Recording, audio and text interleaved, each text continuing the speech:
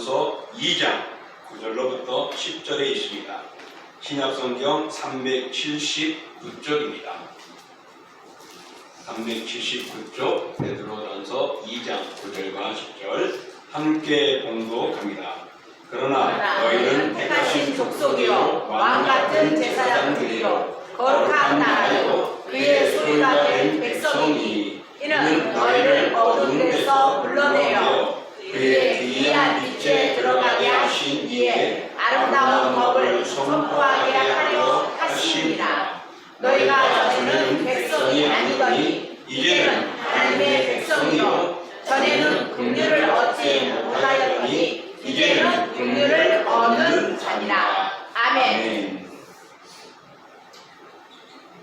오늘 저희들이 봉독한 말씀을 통하여 성도의 정체성이라는 제목을 가지고 나눠보고자 합니다. 이것은 한마디로 말하면 성도는 누구냐라는 것이고, 구체적으로 말하면 나는 누구냐라는 것이 되어집니다. 이 나라는 것은요, 오늘 이 자리에 있는 여러분이 되겠지만은 앞서 말한 대로 바로 예수 그리스도를 알고 믿은 성도들의 모습입니다. 여러분은 자신을 누구라고 생각합니까? 정말 사람들이 당신은 누구요? 그럼 뭐라고 말하겠습니까? 나는 김일수요 라고 대답할 수도 있죠. 김일수가 누구요? 그러면 당신은 어디에서 왔고 무엇을 하고 하면 우리가 얼마나 구체적으로 대답을 할 수 있을까요? 정말 우리 신자로서 자신이 어떤 존재인가 아는 것은 대단히 중요합니다. 여러분, 거울을 자주 보죠? 거울 안 보고 다른 분 한번 손 들어보세요. 아마 다 거울을 볼 겁니다. 왜 그럴까요? 내 모습이 어떤가? 나라는 존재가 어떻게 걔네를 잘 꾸며졌는가? 그리고 또 사람을 만날 때 내 모습을 얼마나 좀이라도 더 잘 보이고자 하는 것이죠. 바로 어찌 보면 정체성이라는 것은 오늘 거울의 모습이 아닐까. 바로 거울은 내가 있는 그대로를 보여줍니다. 바로 내가 누구인가를 바로 보여주는 것이 오늘 우리가 되어줬으면 좋겠습니다. 우리나라가 예전에 조선시대 때 이전에 보면은 왕족이 있고, 그 다음에 귀족이 있고, 양반이 있고, 그 다음에 평민이 있고, 마지막 쌍민이라 그래야 되나요? 아니면 뭐라 그래야 되죠? 천민이라 그래야 되나요? 이렇게 해서 계층이 남겨져 있습니다. 그래서 거기다가 태어났을 때에 그 직분에 맞춰서 되죠. 그래도 대한민국은 좀이나 어떤 돈이 있거나 뭐라도 이렇게 신분을 착각하시고 바꿀 수는 있었어요. 그런데 인도에는요, 카스트 계급 제도가 있습니다. 여기는요, 귀족과 천민과 평민 사이에서 그 사이를 보고 갈 수가 없고 상대를 할 수가 없다고 해요. 같이 밥을 먹지도 못한다고 말합니다. 그래서 그것은 태어날 때부터 결정되어지기 때문에 누구가 그 굴레에서 벗어날 수가 없다라고 말을 합니다. 그래서 이 카스트 제도는 결혼이나 직업이나 교육이나 모든 것에 제한됩니다. 나눠져 있습니다. 그래서 인도의 선교사로 있는 한 선교사님이 저랑 이야기를 하면서 그랬습니다. 그 계층에 하고 평민 계층하고 결혼을 시키고 싶은데 이게 안 되는 거예요. 이게 될 수 있다면 진정 예수 그리스도가 그들의 마음속에 심겨질 때 달라질 수 있겠죠. 그러지 않는 이상은 인간 세상에서는 이그 계급이 정말 서로에게 극과 극으로 나눠지게 됩니다. 자, 태어나서부터 우리는 누구이냐? 우리는 그냥 인간입니다.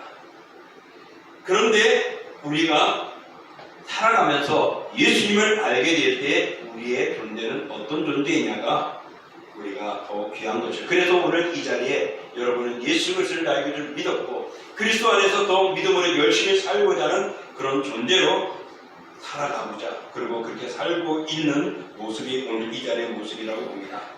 정말 우리는 하나님의 백성으로서 분명한 정체성이 있어야 합니다. 하나님의 백성으로서 성도의 정체성을 가장 요약적으로 잘 보여주는 말씀이 오늘 본문의 말씀인 것입니다.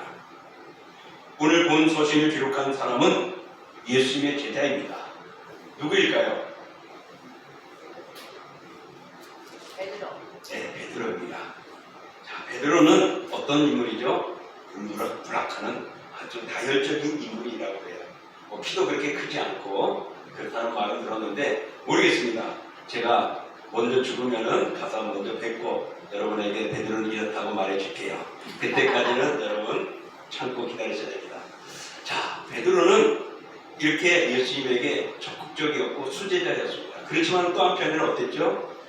예수님을 3번이나 부인했던 신앙에 어떻게 보면 스스로 실패자라고 말할 수 있는 그런 삶을 살았던 인물이기도 합니다.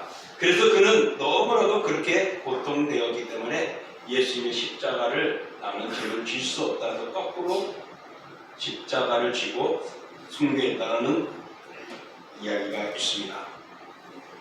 그런 베드로가 오늘 본문에서 우리는 어떤 존재를 분명히 말합니다. 근데 이 본문의 말씀을 누구를 향하여 써있느냐? 1장 1절에 보면은 이렇게 말합니다. 예수 그리스도의 사도 베드로는 본도, 갈라디아, 갑바도기아, 아시아와 비두니아에 흩어진 나그네 택하심을 받은 자들에게 편지하노니 그랬습니다.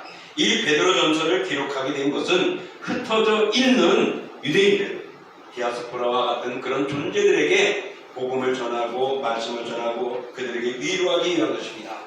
그런 자들, 정말 곳곳에서 예수 그리스도를 믿는 그들에게 오늘 베드로는 글을 썼습니다. 너희들은 이런 존재야 라고 말입니다. 그럼으로써 베드로는 흩어져 있고 믿음을 지키며 살아가는 그들, 당시의 로마의 압박으로 어렵고 힘든 그들에게 정말 나그네와 같고 정착하기 힘들었고 괴로움을 당해야 했던 그들에게 좌절하지 말라. 당신들은 이런 존재다라고 말을 하는 것입니다. 이것은 또한 오늘 2025년 새해를 맞이하는 우리들에게, 여러분과 저에게 정말 이런 존재다라고 우리에게 말씀하고 있는 것입니다. 그러므로서 하나님의 자녀 삼으신 목적이 어떻게 살아가야 될지를 오늘 본문을 통하여 우리가 한번 같이 나눠보고자 합니다. 먼저 첫 번째로 우리는 어떤 존재이냐? 9절에 보면은 우리 성도는 하나님께서 택하신 족속이라고 말합니다. 하나님께서 택하신 족속, 하나님의 가문 또는 하나님의 가족이라고 말합니다. 그래서 또 이거 쉽게 말하면 하나님의 자녀라고도 말할 수가 있습니다. 이사야 43장 20절의 인용으로도 그리스도의 구속의 피로 말미암아 이제 우리가 어떤 존재가 되었느냐? 하나님의 자녀가 됐다는 것입니다. 그래서 요한복음 1장 12절과 13절 이렇게 말합니다. 같이 읽어볼게요. 영접하는 자, 곧 그 이름을 믿는 자들에게는 하나님의 자녀가 되는 권세를 주셨으니 이는 혈통으로나 육적으로나 사람의 뜻으로 나지 아니하고 오직 하나님께로부터 난 자들이니라. 아멘.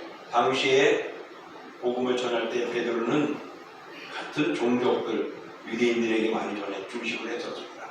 나중에는 이방인들에게도 전하게 됐지만은 유대인들이 대부분이었던 우리는 아브라함의 자손이야. 혈통으로 그것을 자부심을 가졌습니다. 당당했습니다. 그런데 베드로는 말합니다. 그것이 중요한 것이 아니라 그런 혈통으로서 우리가 온전한 것이 아니라 이제 하나님 앞에 진정한 존재는 하나님의 가족이 될 수 있고 자녀가 되는 것은 누구이냐? 바로 예수 그리스도를 영접하는 자라고 말합니다. 이것은 혈통으로나 육적으로가 아니라 하나님의 영적인 것으로 되어진다고 말씀했습니다. 그러니 오늘 이 자리에 예배드리는 사랑하는 성도 여러분, 여러분은 하나님의 족속이요 하나님의 자녀입니다.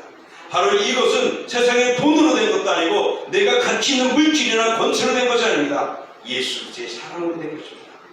바로 그 사랑이 오늘 우리 성찬에 임했던 것처럼 그리스도께서 피 흘리시고 지키시고 십자가의 고난을 당하셨던 것이죠. 그래서 우리를 하나님의 자녀로 삼아주셨습니다. 하나님의 족속으로 삼아주셨습니다. 대한민국의 5천만 명이라고 말합니다. 이 지구상에는 지금 70억이 넘는다고 말합니다. 정말 그 속에서 김일수라는 나 하나를 한번 생각해 보십시오. 오늘 이 자리에서 저는 멋지게 잘 보이죠. 그러나 이 1000m만 올라간 공중에서 저를 한번 찍어보면 보이지도 않을 거예요. 그런 우리를 하나님께서 자녀로 삼아주시고 기억해 주신다는 것 얼마나 감사한 일입니까?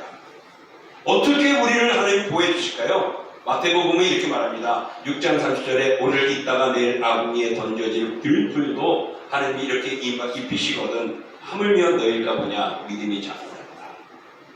사랑하는 성도 여러분, 여러분의 정체성은 누구라고요? 하나님의 자녀입니다. 택한 족속입니다. 그런 자들은 들풀도 하나님의 귀히 여기신데 주님께서 택하여 준 자를 과연 하나님이 가볍게 생각하겠느냐? 아니다라는 거죠. 그러면 우리가 그렇게 느껴지는 걸 왜요? 믿음이 작기 때문이라는 것입니다. 또 7장 11절 보면 너희가 악한 자라도 좋은 것으로 자식에게 줄 알거든 하물며 하늘에 계신 너희 아버지께서 구하는 자에게 좋은 것으로 주시지 않겠느냐. 믿습니까? 아멘. 하나님의 은혜가 그러기를 축원합니다. 2025년 한 해가 바로 하나님 아버지께서 구하는 자에게 모든 것을 주십니다. 그러니 입 벌리고 계십시오. 언제 떨어질지 모릅니다. 입 벌리지 마시고 기도하시면 됩니다. 기도하시는 자에게 구하는 자에게 좋은 것을 주십니다. 이거는 우리의 노력이고 우리가 해야 할 일입니다. 내가 하나님의 자녀라고 해서 모든 것들이 다 자동으로 그냥 되는 건 아니에요. 기도하고 봉사하고 찬양하고 부르짖는 우리의 모습이 필요합니다. 어찌됐든 사랑하는 성도 여러분, 오늘 이 자리에 있는 우리는 택한 족속이고 하나님의 자녀라는 것을 잊지 마시고 살아가십시오. 하나님의 자녀가 그냥 아닙니다. 저는 부모 없이 살아보지는 않았어요. 그래서 부모 없이 커오신 분들 참 힘들게 어렵게 이야기를 듣게 되죠. 이제는 가정을 꾸몄기 때문에 고아라고 말 안 하겠죠. 부모님이 다 돌아가셨어도. 그죠? 네. 그런데 우리 부모님이 있으니까 내가 자부심이 있었고 기쁘고 잘 자랄 수 있었고 또한 하고 싶은 일들도 많은 유익을 얻기도 했습니다. 부모가 얼마나 귀중한지 모릅니다. 우리가 살아가면서 하나님이 우리 아버지가 되어주시고 또한 우리의 기도를 들어주시고 우리는 그의 자녀가 되어져서 그의 백성이 되었으니 여러분 하나님 아버지께서 우리에게 좋은 것을 주시고 우리를 보호해 주시고 이끌어 주실 것입니다. 그러므로 우리 성도는 택한 족속이고 자녀라는 믿음을 가지고 어떤 아픔과 어려움 속에서 그 하나님이 나를 사랑하시고 지키신다는 그 은혜를 가지고 그 은총을 가지고 흔들리지 않고 당당한 삶을 살아가는 한 해가 되기를 주의 이름으로 축원합니다. 아멘. 두 번째로 우리는 왕같은 제사장이라고 말합니다. 종교개혁자 루터가 만인 제사장서를 말했습니다. 만인 제사장서. 이게 뭐냐면 모두가 다 제사장이라는 거예요. 구약시대는 이스라엘 백성들에게는 제사장은요 오직 한 사람 가정에서만 됩니다. 누군지 아십니까? 힌트 하나 줄게요. 모세의 형입니다. 아론의 가정 외에는요 제사장이 없어요. 레위는 성전에서 봉사하는 일을 특혜를 주었지만은 제사장은 아론의 가정에서만 나옵니다. 그게 유일합니다. 근데 이것이 사사기가 시대가 흘러가면서 하고 파는 것처럼 레위인도 아무나 막 제사장이 되고 제사장을 세우고 하는 그만큼 죄악이 많았던 것들이 이스라엘의 역사 속에 있습니다. 어찌되었든 간에 이 제사장은요 기름 부음을 받은 존재입니다.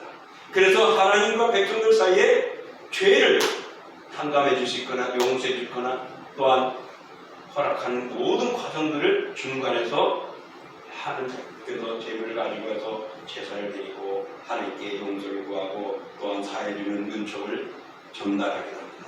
심지어는 제사장은 어떤 존재이냐? 백성들이 가져오는 하나님께 드려진 제물 중에 좋은 것들을 구별해서 하나님께 드려지만 일부는 제사장들이 먹습니다. 얼마나 존귀한지 모릅니다. 얼마나 귀한 것을 먹는지 모릅니다. 그들은 제대로 먹지 못한다 할지라도 하나님께 드리는 귀한 것 중에 일부를 제사장들이 먹는다는 얼마나 귀한 존재입니까? 그런 제사장을 오늘 성경은 뭐라고요? 우리들이 그런 제사장이라고 말해요. 근데 그냥 제사장이 아니고 왕 같은 제사장이래요. 왕은 명령하고 지시합니다. 권력을 또 모든 것들을 이끌어가는 능력 있는 존재입니다. 하나님이 우리를 그렇게 만들었다는 겁니다. 그러니 사랑하는 성도들은 세상에서 나 아무것도 아니고 부족하고 연약하다라고 나를 무시하는 존재들 앞에 내가 부끄러워하지 마시고 당당하십시오. 하나님이 당신들을 왕같은 제자들로 삼아주셨고 거룩하게 해주셨고 온전케 해주셨고 모든 고난 속에 능력을 주신 분이십니다. 여러분들이 기도하고 전도하면 그 영원히 주님께로 나와 죄사함을 받는 은총들이 일어나는 것입니다. 그래서 여러분은 가정의 제사장이고 직장의 제사장이고 여러분의 사업장의 제사장이고 여러분의 마을 모임 속의 제사장들이 되어야 됩니다. 그래서 제사장으로 살아가라고 말씀하고 있는 것입니다. 예수를 믿는다는 것은 거짓 존재와 같았고 죄인으로서 아무것도 없는 우리들이었습니다. 그런데 그런 우리를 왕으로 제사장으로 높은 신분을 우리를 허락해 주신 것입니다. 그렇게 만든 이유가 무엇일까? 우리가 읽었던 오늘 본문 9절에 보면 이렇게 말합니다. 9절 읽어볼게요. 이는 너희를 어두운 데서 불러내어 그의 기이한 빛에 들어가게 하신 자의 아름다운 법을 선정하게 하려 하심이라. 이게 뭐죠? 하나님의 뜻을 이룰 수 있도록 하나님의 거룩함을 이뤄나가도록 하는 것입니다. 그러니 우리가 제사장으로서의 고난과 권리와 또한 그런 위대한 존재인과 함께 하나님께 영광이 들어가도록 해야 할 삶을 살아가야 하는 것입니다. 그러므로 사랑하는 성도 여러분, 우리가 아름다운 언어, 나의 아름다운 표정, 나의 아름다운 모습, 행동 하나가 상대방을 기쁘게 하고 즐겁게 하고 하나님께 영광 돌리게 할 수 있는 아름다움입니다. 그러므로 여러분이 처해 있는 곳에서 나는 제사장으로서 여러분이 있는 곳곳에서 여러분의 아름다운 모습으로 하나님께 영광 돌리고 그 영혼을 하나님께로 인도할 수 있는 그런 왕같은 제사장의 삶을 살아가는 2025년 한 해가 되기를 축원합니다. 또 세 번째로는 우리는 어떤 존재라고 말하죠? 거룩한 나라라고 말합니다. 오늘 그렇잖아요. 택하신 족속이요 왕같은 제사장들이요 거룩한 나라라고요. 거룩한 나라는 출애굽기 19장 6절에서도 인용하고 있습니다. 한번 읽어볼까요? 너희가 내게 대하여 제사장 나라가 되며 거룩한 백성이 되리라. 너는 이 말을 이스라엘 자손에게 고할지니라. 베드로가 이 말씀을 듣고 인용했는지 모르겠어요. 어쨌든 이스라엘 백성들이 출애굽하여 가는 그들에게 너희는 제사장 나라라. 거룩한 백성이다. 이 말을 이스라엘 자손들에게 고할지라고 말했어요. 다시 말하면 하나님께서 이스라엘 백성을 이스라엘이라는 족속을 택하여서 이제는 모든 나라의 제사장 나라가 되게 만들 것이다. 으뜸가고 중심이 되는 나라가 될 것이다 라고 말합니다. 그리고 너희들은 거룩한 백성이다 라고 말을 하는 겁니다. 거룩하다는 것은요 한마디로 말하면 분별입니다. 구별입니다. 무엇에서? 죄악과에서, 더러움에서, 악한 것에서 구별되는 것입니다. 여러분이 누구라고요? 거룩한 백성이 있습니다. 그러니 거룩한 백성은 죄에서 구별되어졌고 악에서 구별되었고 마귀의 권세에서 구별되어 주님이 택한 족속이요 택한 자녀라는 것입니다. 그래서 우리는 거룩함에서 이제는 멀어져야 합니다. 여전히 2024년에 매여있는 우리의 죄악들을 버리시고 2025년을 출발하는 여러분, 이제는 나는 거룩한 존재를 기억하시면서 죄를 멀리할 수 있고 하나님의 기쁨의 삶을 살아갈 수 있는 믿음의 사람의 삶으로 살아가십시오. 세상에서는요 함께 어울려 살고자 합니다. 그건 당연하죠. 좋습니다. 그러나 여러분, 우리는 영적인 삶에 있어서 죄악은 멀리 해야 하는 것입니다. 구별된 삶을 살아가야 합니다. 그것이 하나님께서 우리에게 주어주신 아름다움입니다. 우리가 죄를 인하여 구별되지 못하고 돌아오면은 여전히 우리는 하나님 앞에 부끄러움이 될 수밖에 없는 것입니다. 그러므로 이제 우리가 할 수 있는 것은 무엇입니까? 하나님과 동행하며 하나님과 함께하며 믿음의 삶을 살아가야 될 것입니다. 마지막으로 우리는 어떤 존재라고 말합니까? 9절에 보면은 그의 소유된 백성이라고 말합니다. 이건 한마디로 말하면 무슨 소리일까요? 하나님의 소유가 됐다는 것은요, 하나님이 책임져 주시겠다. 내가 너를 기억하겠다. 주님 어디 계십니까? 왜 나를 기도하는데 왜 이 고통을 제해주지 않습니까? 이 힘든 데서 나를 왜 버리고 있습니까? 외면하십니까? 할 때 하나님 앞에 우리는 뭐라고 말하겠습니까? 불평, 불만이 나올 수밖에 없겠죠. 그러나 하나님은 너는 내 것이야 라고 말을 하는 것입니다. 온 우주 속에서 우리를 택하고 뽑아서 주님의 자녀로 삼아주시고 주님의 소유로 만들어주신 것입니다. 그래서 이사야 43장에는 내가 너를 구속하였고 너를 지명하여 세웠나니 불렀나니 너는 내 것이다 라고 말씀하셨습니다. 누구 것이라고요? 하나님의 것.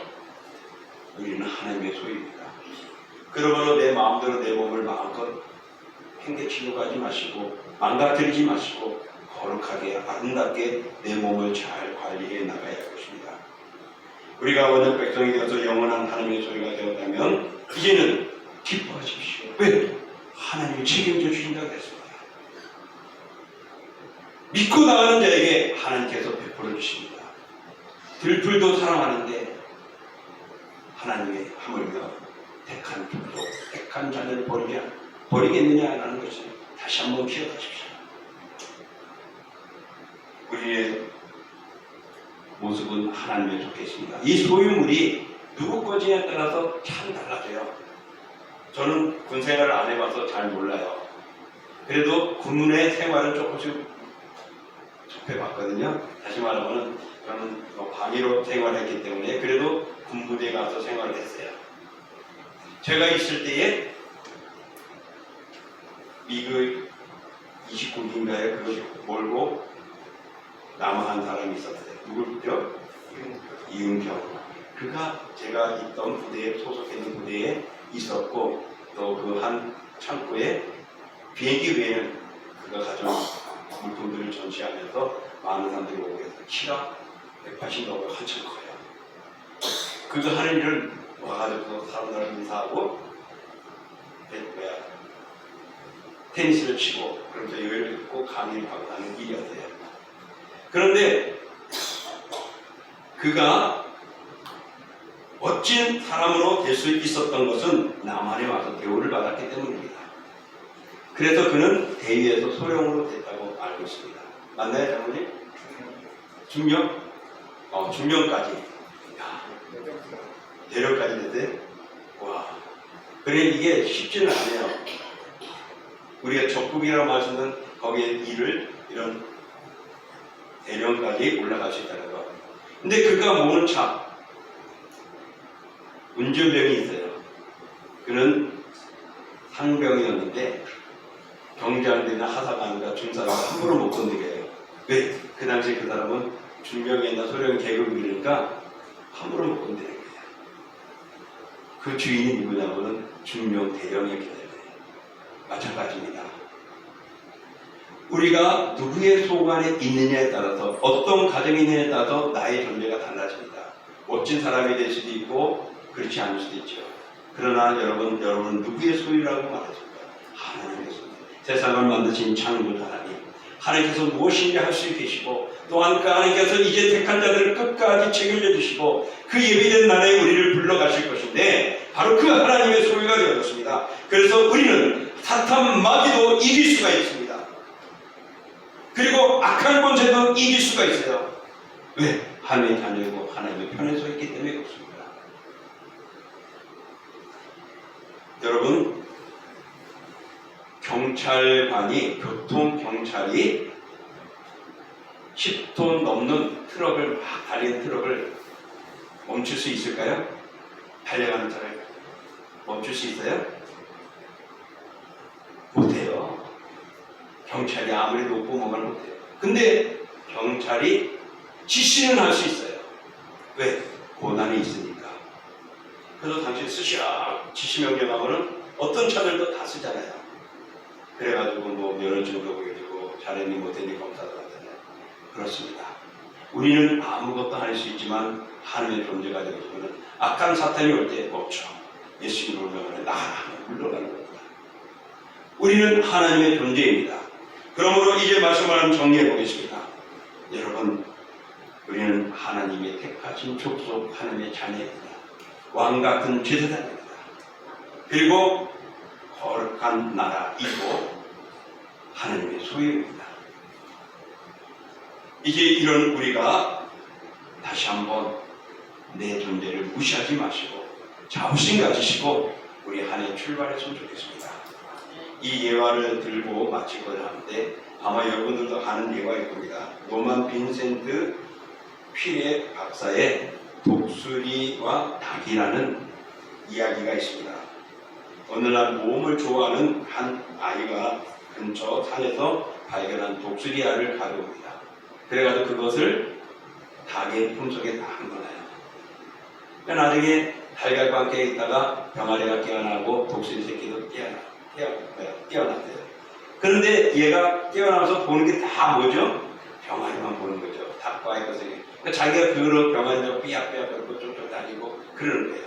근데 어느 날 하늘에서 거대한 날개를 핀 독수리가 휙 나는 거예요. 그러니까 모든 짐승들이 피하고 두려워하는 거죠. 근데 이상하게 보니까 그 모습이 자기 모습과도 흡사한 거예요.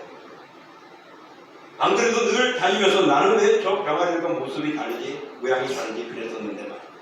나중에 알고 보니까 자기가 어떤 존재? 독수리였는데 병아리였다는 거죠. 여러분, 예수 믿기 전에는 병아리였습니다. 예수 믿고 나서는 독수리가 되는 거예요.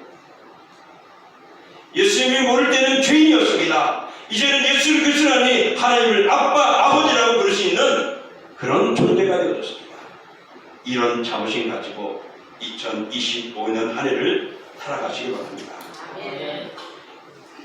오늘 우리 성도들은 하나님의 특별한 목적을 위하여 주님의 피로 구속된 하나님의 백성임을 기억하시면서 택한 족속, 하나님의 자녀여 왕같은 제사장이요 거룩한 나라, 하나님의 소유된 백성임을 기억하시면서 주님의 뜻을 분별하며 쓰임받는 우리 모두가 될 수 있기를 주의 이름으로 축원합니다. 아멘. 자, 이 시간 우리 같이 기도하고자 합니다. 정말 하나님 나의 존재가 어떤 존재인가를 알았습니다. 이제 다시 한번 나는 하나님의 자녀입니다. 하나님의 백성입니다. 거룩한 나라 백성이고 제사장입니다. 그리고 주님의 소유입니다. 그러므로 더 주님을 위하여 주님과 함께 그리고 늘 자부심 가지고 당당하게 악과 싸워 이기는 나의 존재가 되게 달라고 우리 같이 합심으로 기도하겠습니다. 존귀한 여러분 안주를 받아 감사합니다. 이래라 주의 이름을 하시고 주님과 동행하며 소연히 하여 주시고 우리를 가져가는 것보다